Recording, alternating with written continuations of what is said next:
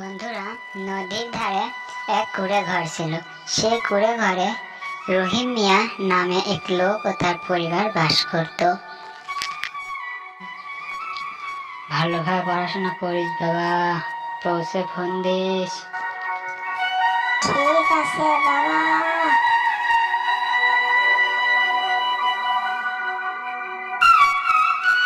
এইভাবে রহিম মিয়া তার ছেলেকে বিদায় জানিয়ে কাজে চলে গেল।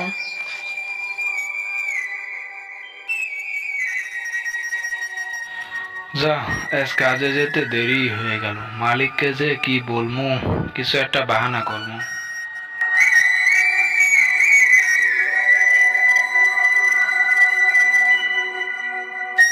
পা চালিয়ে হাঁটি, নয়তো মালিক আমার উপর খেপে যাবে।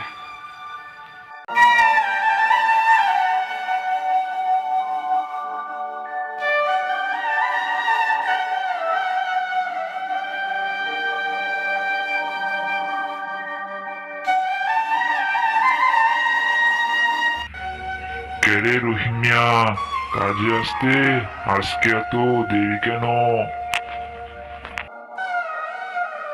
মালিক মালিক আজকে আমার ছেলে শহরে পড়ালেখা করতে গেল, তো এই কারণে আজকে দেরি হয়ে গেছে আসতে।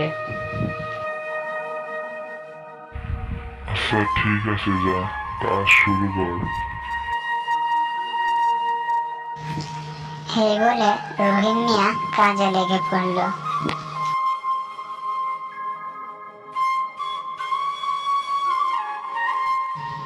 এরপরে রহিম মিয়া সাল শহরে পৌঁছে গেছে।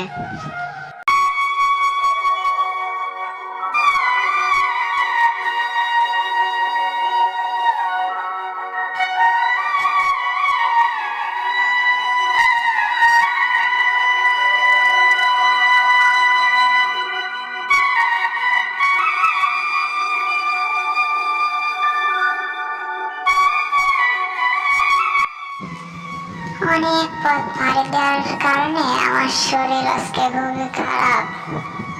কালকে কলেজের খোঁজে বাড়াবো। এই বলে রহিম মিয়া সাল এক ঘুমে রাত পার করে দিল।